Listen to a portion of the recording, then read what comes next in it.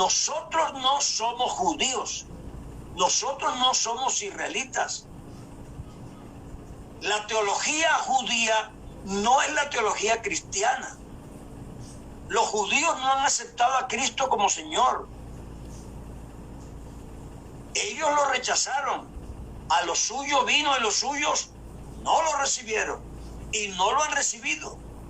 Entonces no sé por qué usted va en que voy a ver cómo lo practicaban los hebreos. Ellos casi nunca hicieron lo que Dios les dijo. Ni siquiera las costumbres que Dios les dijo no la hicieron como Él dijo. Ellos se pervirtieron. Cuando tú encuentras los versículos en el Antiguo Testamento que hablan del pecado de mi pueblo, generalmente se refiere a la apostasía. Tú no ves a nadie condenado porque se tomó un trago o porque fumó un cigarrillo, ni siquiera a veces porque tuvo 2 mujeres. Ellos se volvieron tras dioses falsos. 2 males ha hecho mi pueblo. Me dejaron a mí, fuente de agua viva, y se cavaron para sí cisternas rotas. Ese es el problema principal del Antiguo Testamento. Por eso hay tantos versos que parece que hablaran de la unicidad y la prueban, pero el propósito era decirle que esos dioses eran falsos y que Él era el único Dios verdadero, porque ese era el problema que ellos tenían. La iglesia no está en ese problema. Nosotros no estamos en apostasía. Israel sí, y todavía está. Y es vergonzoso ver un pastor cualquiera de cualquier grupo religioso cristiano que vaya a Israel y se vaya al muro de las lamentaciones a llorar. Hágame el favor, y metiendo papelitos con oraciones ahí. Cuando ellos van allá a buscar al Mesías, y el Mesías ya vino. Entonces, cuando nosotros hacemos eso, negamos la verdad cristiana. Esa no es nuestra teología. Nosotros creemos que Jesús es el Mesías. Y estamos hablando ahora sí de un nuevo pacto. Cristo vino a traer un pacto nuevo. Y cuando se pone uno nuevo, se da por viejo el primero. Que se da por viejo, como el hermano Álvaro, será próximo a desaparecer. Lo siento por ustedes. Pero que me toca, me toca. Esto ya no está lejos. Porque la vida es así. ¿Usted cree que 14 añitos más? Yo tengo 90, imagínese usted, 90. Entonces, si yo me pongo a fabricar esperanzas falsas, me equivoco. Ojalá que me muera y no me dé ni cuenta, porque es que soy siempre como difícil, ¿verdad? Siempre tiene su dificultad. Pero esa es la realidad. Entonces, nosotros tenemos un pacto nuevo. Y ese pacto no es de teología judía. Es de teología cristiana. Empezando porque siempre que un judío lea la Biblia y tenga que interpretar una profecía que tenga que ver con Cristo o con el reino de Cristo, tendrá que decir otra cosa que usted no dice. Porque su teología no acepta que Cristo es el Mesías. Me compré un libro, hermano, escrito por el rabino. Bótenlo. A menos que usted tenga suficiente conocimiento para saber lo que es falso. Y será un 90% falso. Yo tengo una Biblia aquí que se llama Biblia Ecuménica. Me la regalaron hace 49 años en Málaga cuando salí de allá para Madrid. Y se llama Ecuménica no por el texto es el mismo, pero porque tienen los diferentes comentarios de las diferentes corrientes cristianas y judías. Y entonces el comentarista dice, Pablo ni conocía las costumbres hebreas porque dice que es indecoroso, deshonroso para el hombre orar con la cabeza cubierta. Y usted ha visto a los judíos con la kipá puesta. ¿Y usted cree en eso? Yo últimamente me asombro porque a las hermanas les hacemos tener el cabello largo y no se lo pueden cortar. Pero en el mismo versículo que no se usa el cabello largo, se dice que el hombre debe descubrirse la cabeza cuando está en la iglesia. Y ahora los cantantes vienen con el sombrero charro y con el sombrero vallenato o con el sombrero del sur del país, y entonces ya, porque va a cantar, él se tiene que parecer un artista. Bueno, ojalá te descubras, porque el Señor dice que es deshonroso para el hombre orar con la cabeza cubierta. Igual que la mujer es deshonroso con la cabeza descubierta. Y en lugar de verlo, les ha dado el cabello. Entonces, fíjate tú en cosas tan simples como esa. El Señor dice, no llaméis maestro a nadie. No llaméis padre a nadie. Porque vosotros, ¿por qué lo estáis diciendo? Porque los judíos hacen todo eso. Y hay iglesias cristianas que copiaron eso y así se llaman. Entonces, tenemos que poner distancia. No emocional, sino doctrinal. Distancia teológica. Usted en su sitio y yo en el mío, porque no creemos lo mismo. Yo creo que Jesucristo es Dios manifestado en carne y que es Dios sobre todas las cosas, y ellos no lo creen. Si lo dijera ante un ortodoxo y pudiera, me apedreaba. Entonces, aquí empezamos, tenemos un pacto, el nuevo y el antiguo. Entonces aquí se plantea la gran batalla de los judaizantes. Y hermano, es más seria de lo que pensamos. Hay un grupo nuestro que se llama Shalom. ¿Por qué no se pone paz? ¿Acaso Shalom es más pacífico que paz? ¿Por qué crees tú que se pone paz? ¿Y por qué nos ponen a cantar Shalom Adonai Shalom? ¿Y por qué decimos la paz del Señor, la paz? ¿Qué tiene que ver el idioma hebreo con nosotros? ¿O es que aquí hay algún hebreo que no habla español? Y entonces uno llega a la iglesia y le tienen adornada con letreros en hebreo. Hace por lo menos 47 años me mandaban a mí unos estudios de Suiza de teología. Entonces, claro, yo en esa época no era consciente del movimiento judaizante en el mundo. Entonces, te decían a la larga que tenías que leer la Biblia en hebreo porque es el idioma de Dios. Y yo te digo, Dios no tiene idioma. Dios, para hablarte a ti, ni siquiera tiene que hablar un idioma, porque Él se comunica contigo por el Espíritu y tú sientes que te dice lo que no sabes en qué idioma te está diciendo, pero tú lo entiendes. Así que no hay necesidad de hablar hebreo. Entonces los hermanos ponen hebreo y el que se sabe una palabrita en hebreo la dice así como que dice para que se enteren. Ahora, la dije en hebreo. Adonai, El Shaddai. ¿Ah? Hermano, Dios no habla hebreo. Nunca ha dicho la Biblia que ese es el idioma de Dios. Eso dicen los hombres y los vanidosos hebreos, pero Dios no.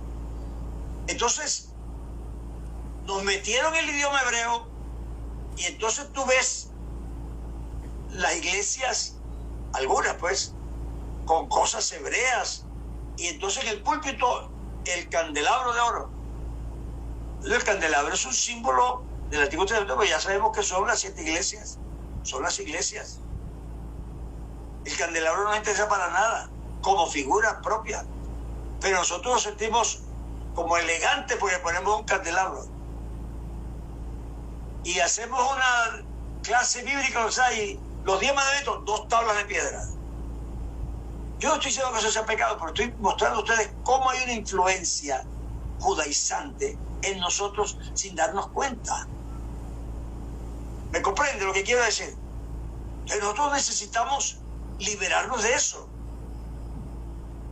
La música, por ahí hasta había un himno que es el himno de Israel, pero con letra cristiana. Hermano,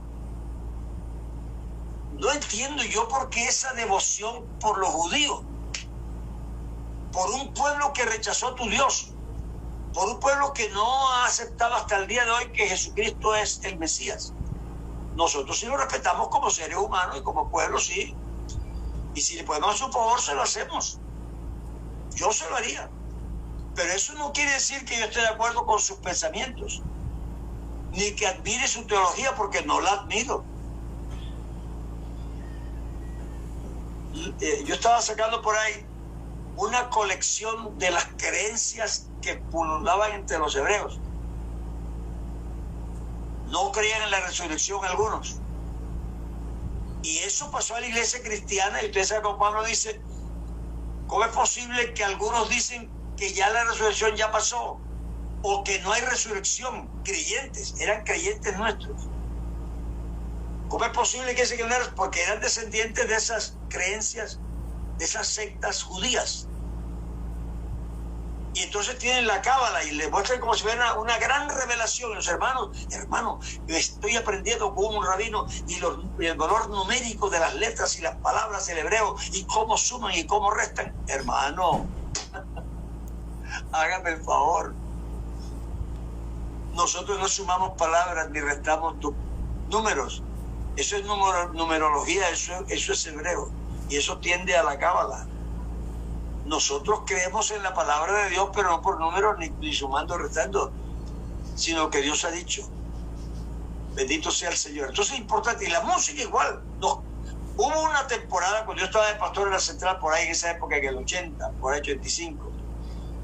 Hubo una lluvia de coros con música hebrea. Y los hermanos estaban fascinados. Bueno, gracias a Dios que ya pasó la ola, pero todavía algunos quedan con eso. Y le fascinan los coros que son levíticos.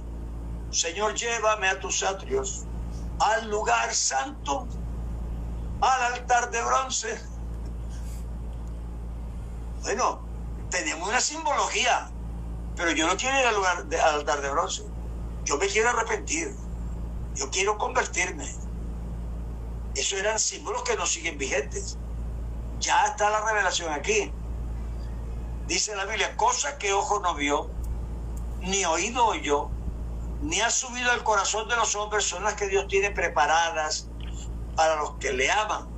No tenía preparadas, tiene preparadas, pero Dios nos las reveló por su Espíritu. Así que ya son revelación. Dios nos las reveló por su Espíritu. Entonces es importante que nosotros nos ubiquemos. Entonces tenemos el idioma, tenemos la música, tenemos las costumbres, y entonces todo lo queremos hacer como los rabinos. Por allá fui yo en Estados Unidos a una iglesia, y eso tenía símbolos grabados en las bancas. Y yo dije, este señor aquí terminará siendo mesiánico. Y preciso que fue. Porque usted se empieza a admirar la doctrina, la cultura y todo lo hebreo, usted termina siendo un hebreo, se siente privilegiado. Había uno por ahí que se ponía los vestiduras en el culto, todo el montón de cosas del sumo sacerdote, aunque sumo sacerdote solo había uno, y el actual es Jesucristo, porque solo hay un mediador entre Dios y los hombres que intercede por nosotros, y ese es Jesucristo. Pero nosotros tenemos que liberarnos de eso. Así que el nuevo pacto tiene un paquete, y ese paquete es la regeneración, la justificación, el señorío de Cristo, la vida eterna, el Espíritu Santo. El Nuevo Testamento no habla nada del pasado. Tenemos la regeneración. El problema del antiguo pacto dice que era débil por la carne, dice, lo que era imposible para la ley, por cuanto era débil. Y yo creo que son terminologías que no ofrecen dudas. No es que intermedio, que quién sabe que por sí, no. Lo que era imposible, ¿me entiendes? No era regular o posible o un poquito, no. Lo que era imposible para la ley, porque era débil por la carne, Dios, enviando a su Hijo en semejanza de carne de pecado y condenado al pecado en la carne, nos libró de eso. Ahora pues, ninguna condenación hay para los que no son judíos, sino que no viven según la carne, según esa filosofía de vida que el que haga estas cosas vivirá por ellas.